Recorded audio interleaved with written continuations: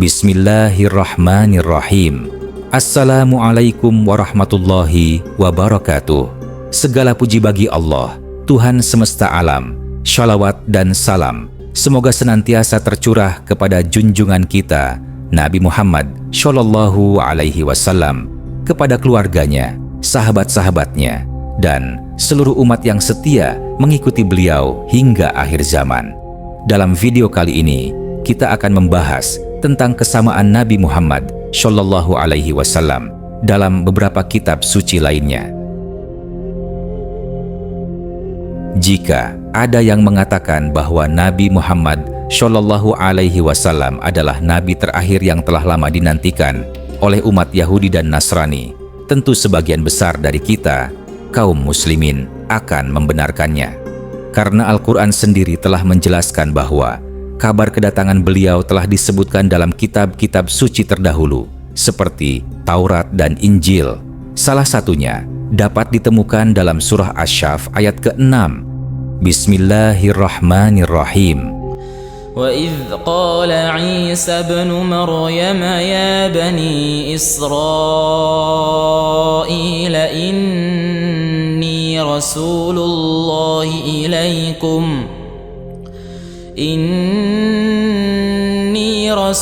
اللَّهِ إِلَيْكُمْ مُصَدِّقًا لِمَا بَيْنَ يَدَيَّ مِنَ التَّوْرَاةِ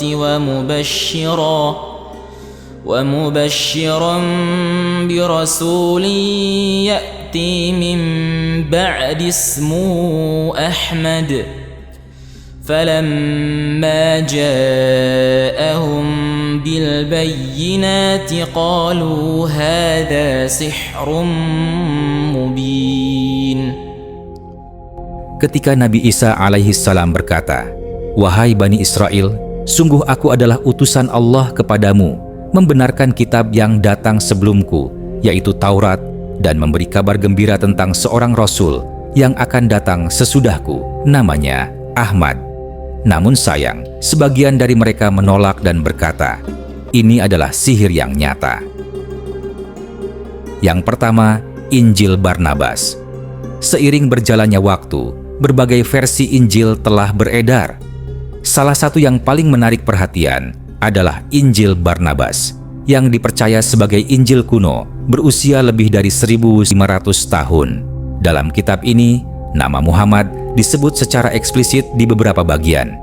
Di bab ke-44, misalnya, Barnabas menuliskan bahwa Nabi Isa menyebut nama Muhammad dan mendoakan keberkahan atasnya. Bahkan dalam bab pertama, disebutkan bahwa Nabi Isa akan diangkat ke langit dan bukan disalib. Sebagai gantinya, Allah menyerupakan wajah pengkhianat untuk menggantikannya. Dalam kisah itu pula, disebut bahwa Muhammad adalah Rasul terakhir yang akan membawa risalah suci bagi seluruh umat manusia.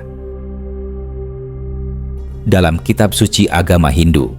Namun yang mengejutkan, kabar kenabian Nabi Muhammad ternyata juga disebutkan dalam kitab suci agama Hindu, yang notabene sangat jauh berbeda dari Islam, baik dalam kepercayaan maupun syariat. Hindu dikenal sebagai salah satu agama tertua di dunia, dengan sejarah yang terbagi dalam 3 zaman.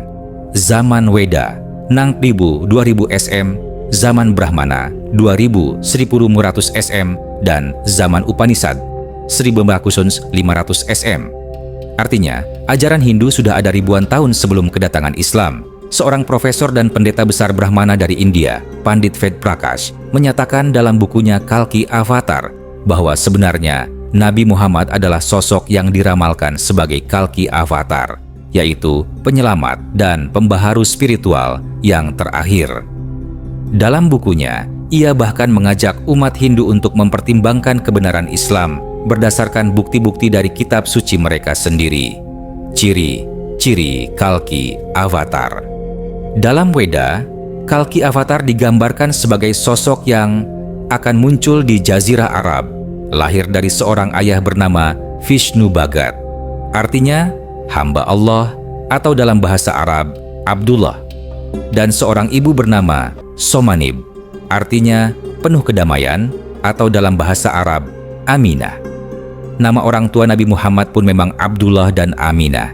Disebutkan pula bahwa Kalki Avatar akan dilahirkan di tengah kaum terhormat yang menggambarkan kedudukan suku Quraisy di Makkah. Ia akan menerima wahyu di dalam gua yang sangat identik dengan kisah Nabi Muhammad di Gua Hira saat malaikat Jibril datang membawakan wahyu pertama. Tanda-tanda lainnya. Kitab Weda menyebut Kalki akan menerima wahyu dari Tuhan dan membawa hukum abadi bagi umat manusia.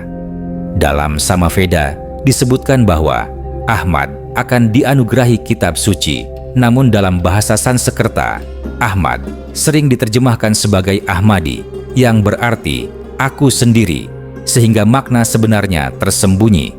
Selain itu, dalam Atharva Veda dan Bhavishya Purana, ada ramalan tentang umat yang kepalanya tidak dikuncir, memelihara jenggot, menghindari daging babi, bersuci bukan dengan daun-daunan, melainkan tetap suci di medan perang. Mereka mendengarkan wahyu, mengikuti panggilan sholat, dan akan disebut dengan nama Musalaman. Bahkan dalam teks Weda lainnya, muncul istilah Narasangsa, yang berarti yang terpuji. Padahal makna nama Muhammad dalam bahasa Arab juga berarti yang terpuji. Dari semua ini, tampak bahwa kabar kedatangan Nabi Muhammad SAW tak hanya disampaikan dalam Al-Quran dan hadits, namun juga terpantul dari jejak sejarah dalam kitab-kitab suci yang lebih dahulu diturunkan kepada umat-umat sebelumnya. Apakah ini sebuah kebetulan atau bukti bahwa risalah kenabian adalah satu dan Nabi Muhammad SAW benar-benar diutus sebagai penutup para nabi? Wallahu a'lam. Semoga kisah ini menambah iman dan pengetahuan kita. Yang benar datang dari Allah, dan jika ada kekeliruan, itu datang dari diri saya sendiri sebagai manusia biasa. Wassalamualaikum warahmatullahi wabarakatuh.